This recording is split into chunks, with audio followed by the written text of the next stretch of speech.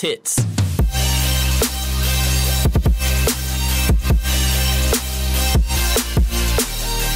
So we're about a day behind on this upload. My bad, fellas. I meant to have this out last night, but today is my wife's birthday, and tomorrow is Mother's Day, so it was either I take some time off of YouTube for a little bit, or I sleep on the couch. But we're going to be covering the Trials SMG today. I'm actually going to be covering the shotgun a little bit in this video. Let me just say the shotgun is very solid. To me, it feels like a shotgun on training wheels. It has a really good rate of fire, has great kill range, and it also has great target acquisition, better than probably all the shotguns I've messed around with in the game.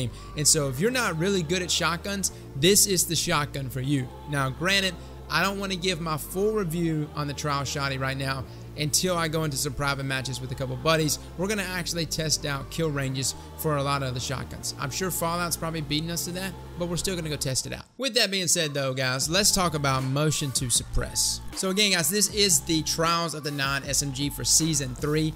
And I don't know if you can get it as a RNG drop. I don't even know if you can get it in the Clan Ingrams as well. I think the only way you can get this weapon, but correct me if I'm wrong, is to reach rank 10 in Trials. Now, the way it is now, guys, for every 20 tokens that you turn in, you receive 1 rank. So at rank 5, you get the shotgun. At rank 10, you get this SMG. And then at rank 15, you get the scout rifle. So approximately 300 tokens will get you rank 15. So about 200 tokens here, guys, will get you motion to suppress. Now, this is a 900 round per minute SMG. It also is a lightweight SMG on top of that intrinsically, so you will be moving slightly faster, which is the primary reason why I like stochastic variables so much. But let's talk about the perks and everything on the weapon. Right off the bat, guys, it comes with a perk called Swap Mag, which is swaps weapons much faster for a short duration after emptying the magazine. Now, I know what that's trying to be, but to me, that just seems like a worse version than Quick Draw. Because 9 times out of 10, an SMG is my cleanup weapon, so I actually want to pull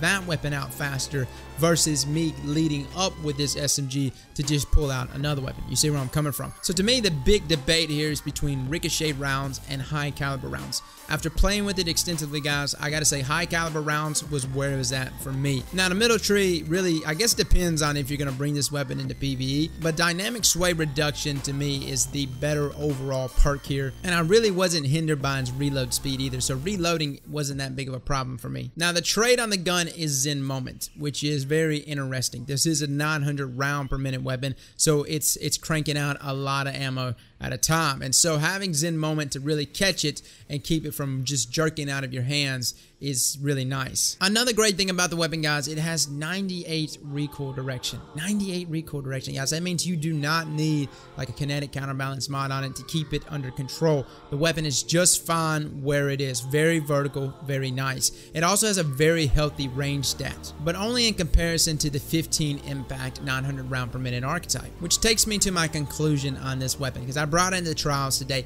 This gun is good, but the reason why I like New City so much, Foggy Notion, Hero's Burden, is because they fall within the 20 impact 900 round per minute archetype. That means their crit damage is approximately 1 less than what something like motion to suppress has to offer, but it's 1 higher in its body shot, meaning it has a more forgiving and more optimal body shot time to kill versus critical shot time to kill. You see, guys, when it comes to weapons that I choose in terms of being a better crit to crit body shot time to kill, of course I choose weapons like Antiope, Adjudicator, Phosphorus with Phase Mac. Those weapons are the weapons that are controllable. Everything about them, the recoil, everything is perfect for them to land consistent crit after crit. But when you get into these bullet hoses, the main thing with them is, number one, it's very difficult, especially here on consoles, to consistently hit crit after crit. Number two, you're mainly using it as a weapon to push around the corner and burn enough damage in them to finish them off with a melee. So to me, guys, the stats are great. The weapon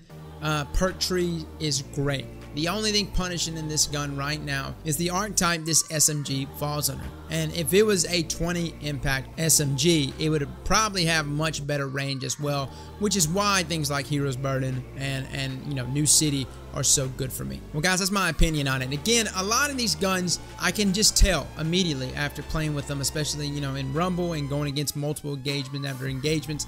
I see a weapon, I get the feel of them. I know whenever I'm having to work to get kills with a certain gun, and guns that are good in this game are weapons that work for you, the guns that earn the kills for you. And when it comes to guns like this that are bullet hoses, or even in a comparison, Jade Rabbit, weapons that are so driven by critical shots, I find that those guns would be fabulous guns if there was some archetype changes to them. But as of right now, they're just not competitive for me. With that being said though guys, I'll be covering the rest of the trial weapons as well as the raid weapons, so be looking out for that guys. Thank you so much for coming and watching this video, and as always, slap that like button like your mama told you right.